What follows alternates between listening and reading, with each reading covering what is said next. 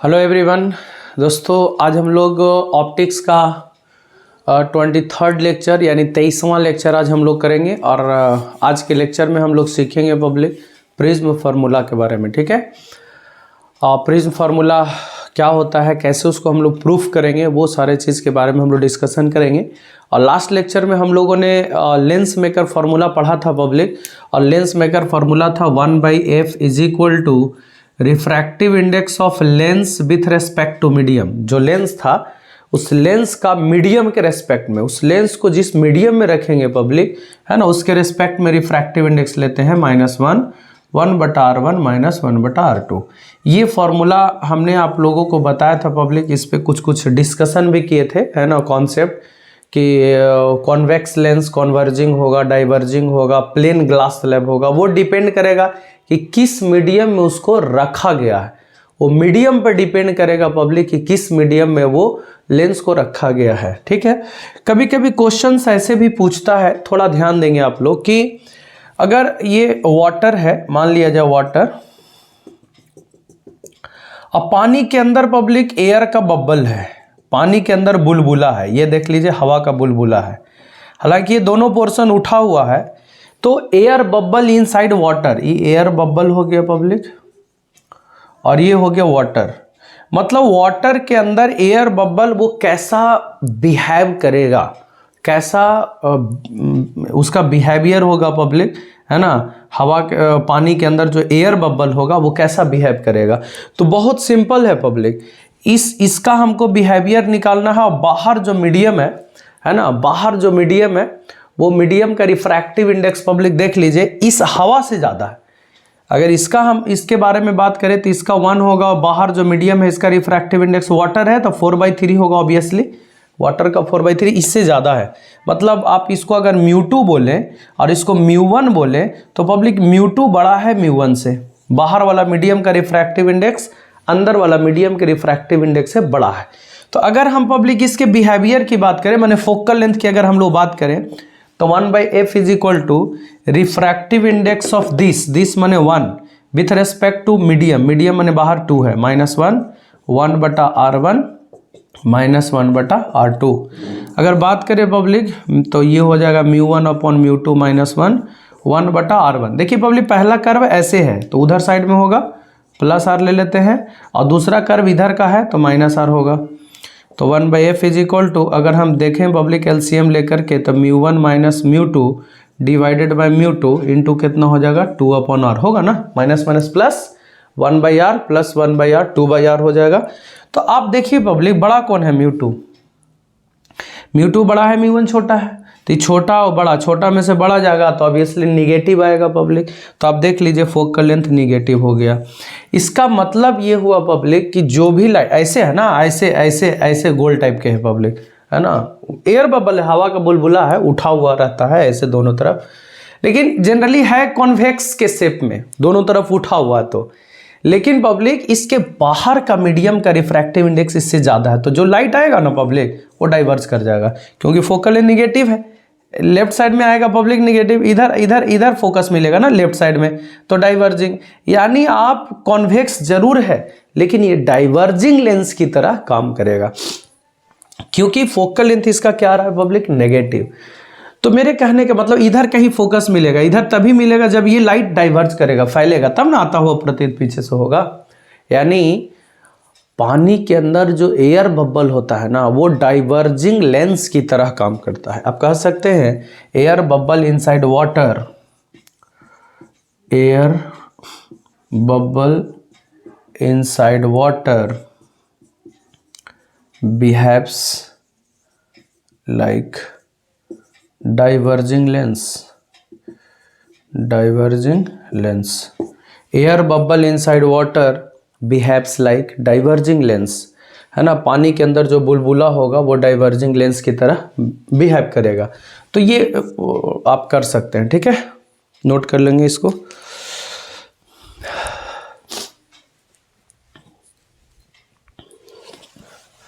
उसके बाद आप लोग को प्रिज्म फार्मूला बताते हैं पब्लिक।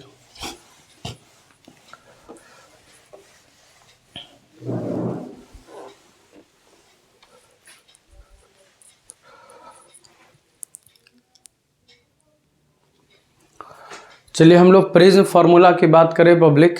प्रिज्म फार्मूला क्या होता है थोड़ा ध्यान देंगे। देखिए किसी भी प्रिज्म से,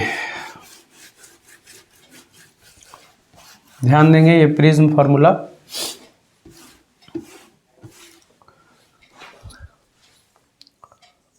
प्रिज्म फार्मूला, अब वो फार्मूला होता है साइन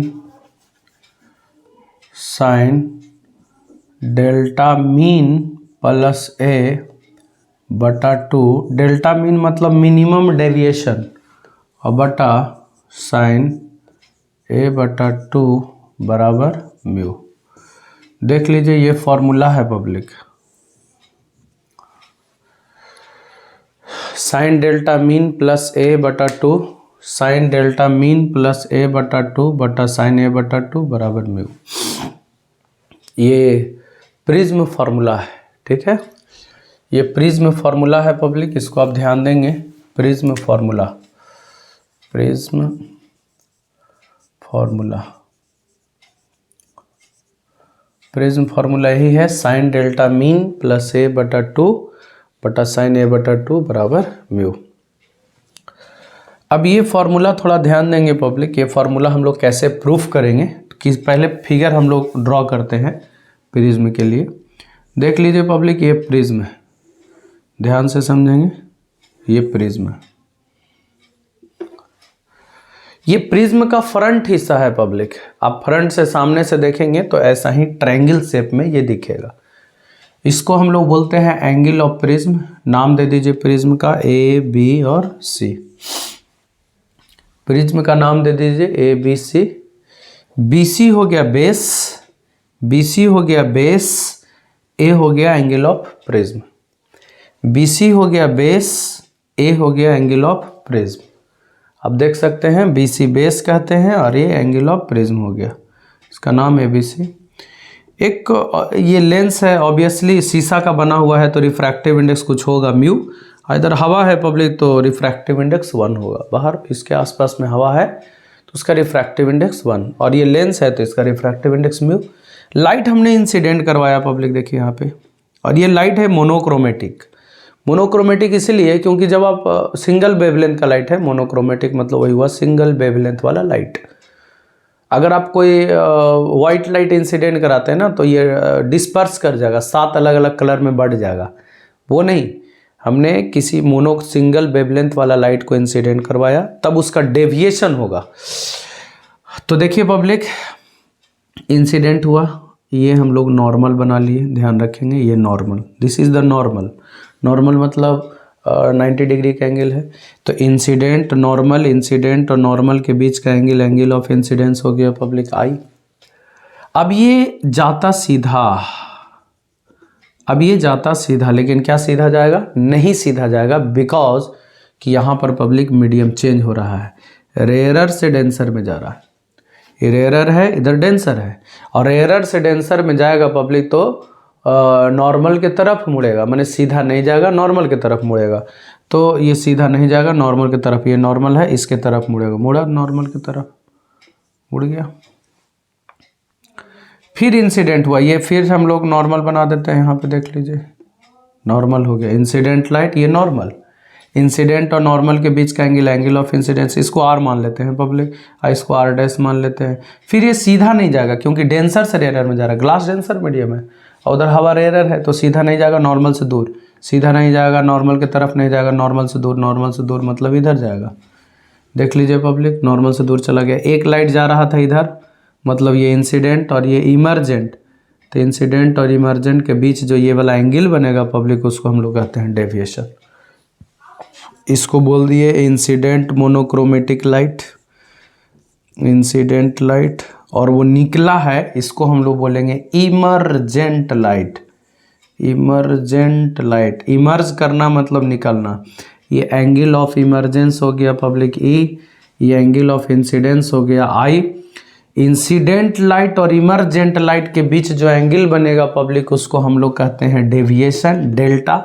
नाम दे दीजिए, इसका नाम दे दीजिए P, इसका नाम, इसको मिला दीजिए और इसका नाम दे दीजिए Q, इसका नाम दे दीजिए R और इसका नाम दे दीजिए S, PQRS, PQRS। अब क्या करना है पब्लिक, थोड़ा ध्यान देंगे हम लोग। फिगर बढ़िया समझ लीजिए पब्लिक, प्रिज्म फार्मूला डिराइव कर रहे हैं, मैंने ये formula refraction of monochromatic light, refraction of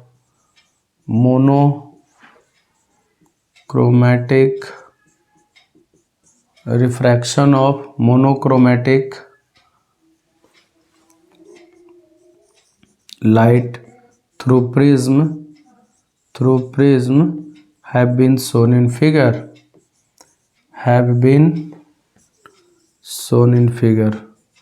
figure में दिखला दिया गया। किसी मोनोक्रोमेटिक लाइट का पब्लिक डेविएशन प्रिज्म से दिखला दिया गया है, ठीक है। अब आइए हम लोग सबसे पहले इस पॉइंट पर स्नेल का नियम लगाते हैं, P पॉइंट पर, using Snell's law at P पर Snell's law लगाएंगे तो क्या बन जाएगा, sine A of angle of incidence मतलब साइन आई बटा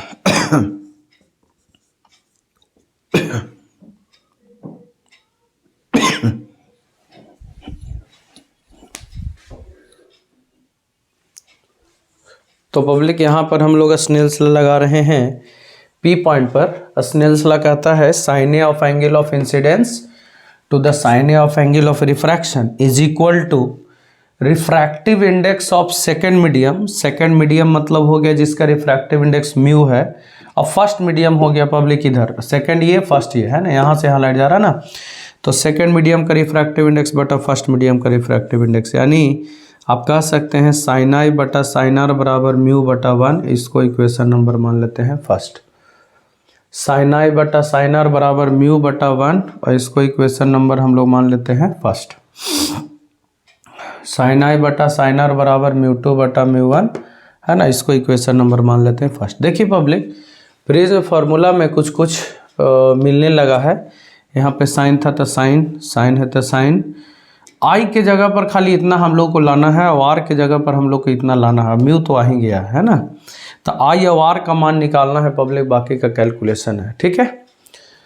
देखिए पब्लिक, ये आई है तो पूरा एंगल यहाँ से यहाँ तक आई होगा, और ये वाला आर है तो बचेगा कितना, आई माइनस आर।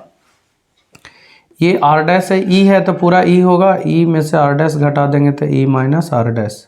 और आपको पता होगा कि दो इंटीरियर एंगल का सम एक्सटीरियर के बराबर होता है। ट्रायंगल है पब्लिक, तो ये दोनों एंगल को जोड़ेंगे तो इसके बराबर होगा ना। किसी भी ट्रायंगल में दो इंटीरियर का सम एक्सटीरियर एंगल के बराबर होता है, तो दो इंटीरियर में ये दोनों एंगल को जोड़ेंगे तो इसके बराबर होगा।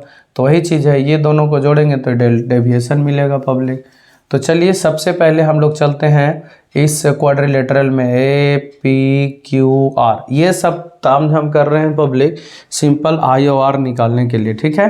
ध्यान देंगे, ए पी क्यू आर क्वाड्रिलेटरल में सबसे पहले इन क्वाड्रिलेटरल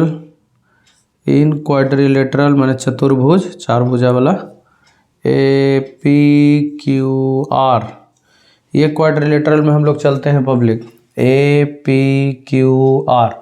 आप बताइए क्वाड्रिलेटरल में चलेंगे तो क्वाड्रिलेटरल के चारों एंगल का सम कितना होगा, 360।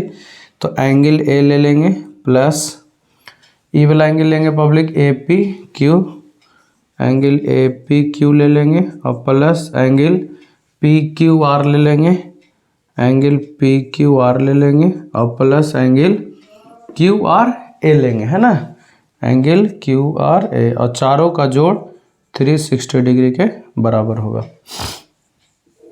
अब क्या होगा, एंगल ए को ए रहने देंगे, plus angle A P Q, ये एंगल 90 डिग्री है, plus angle P Q R, angle P Q R, plus angle Q R A 90 degree बराबर कितना डिग्री, 360 डिग्री। 90 और 90 कितना हुआ, 180।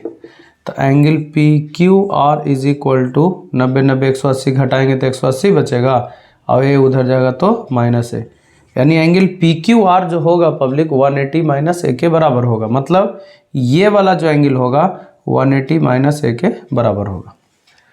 ठीक है, ये तो निकल गया, ये वाला एंगल निकल गया। अब चलते हैं इस ट्रायंगल में public, angle P R Q में, यानी पी क्यू आर ट्रायंगल में। तो नाउ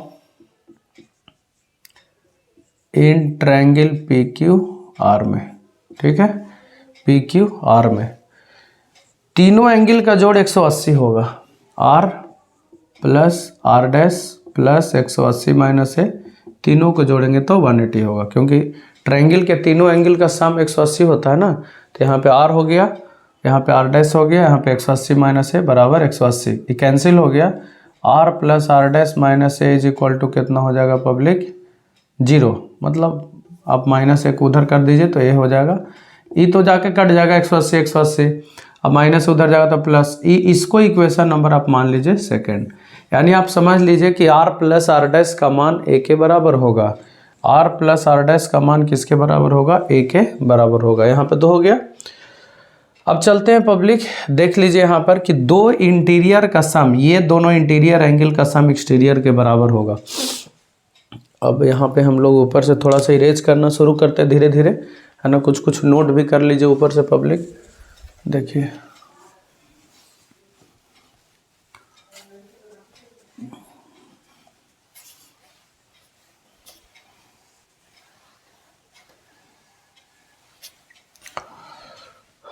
क्या करना है, चलते हैं in triangle P R S में।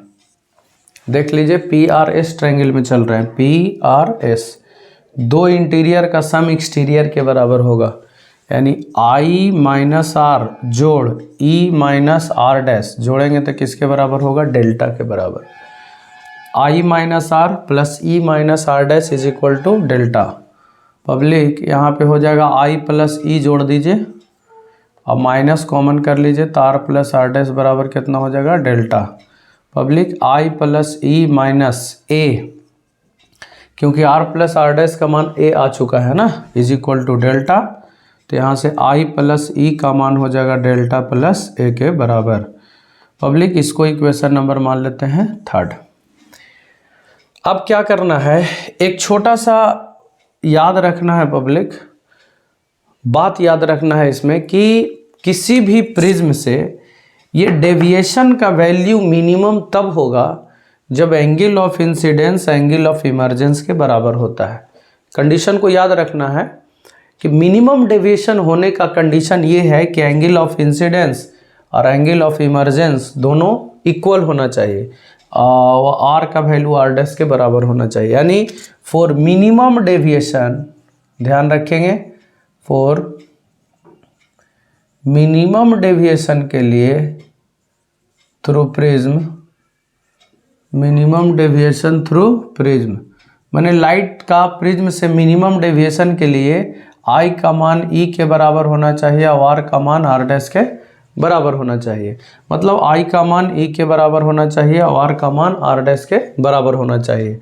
तब आइए पब्लिक फ्रॉम सेकंड से क्या कहता है, आर प्लस आर डैश का मान ए के बराबर हो जाएगा, है ना, दिया हुआ है। देखिए पब्लिक आर डैश को हम लोग आर लिख सकते हैं, बराबर है तो 2r बराबर ए, तो आर बराबर a/2 ना हो जाएगा। फिर देखिए पब्लिक फ्रॉम 3rd से चलिए तीसरा से, तो तीसरा में क्या है देखिए, तो i प्लस ई बराबर डेल्टा प्लस ए। आप देखिए पब्लिक ई का मान भी किसके बराबर है, आई के बराबर। तो जब ई आई के बराबर होगा तो ये डेविएशन का वैल्यू मिनिमम हो जाएगा, मिनिमम डेविएशन प्लस ए। आई देखिए पब्लिक 2i बराबर डेल्टा मीन प्लस ए हो जाएगा, है ना। हम फिगर थोड़ा सा इरेज करेंगे।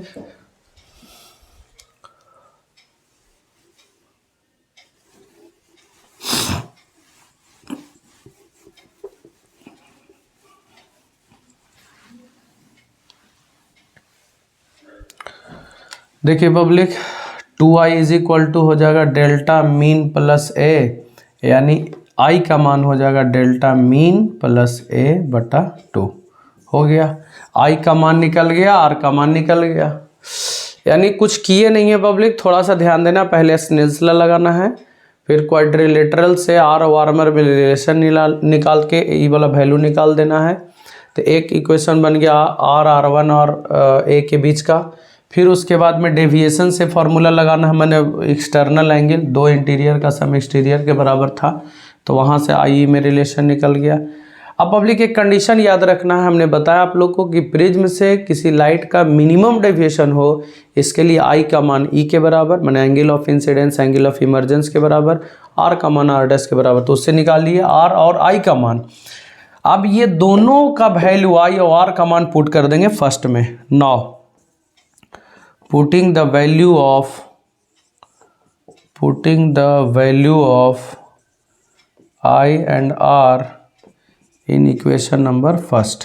देखिए पब्लिक, आई के जगह पर ये वाला रख देंगे और आर के जगह पर ये वाला रख देंगे, तो हम लोग को क्या मिलेगा देख लीजिए। बिगेट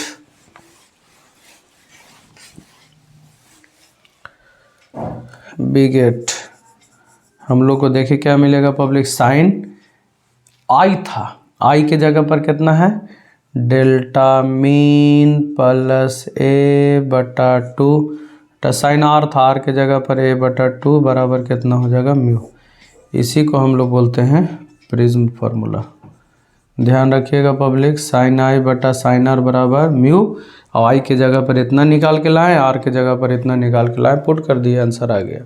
तो आप ऐसे करके हम लोग निकाल सकते हैं। तो ध्यान रखिएगा पब्लिक, ये प्रिज्म फार्मूला था, इसको आप नोट कर लीजिए। इसमें और थोड़ा सा कुछ ग्राफ है, ग्राफ बताते हैं, ठीक है, ओके।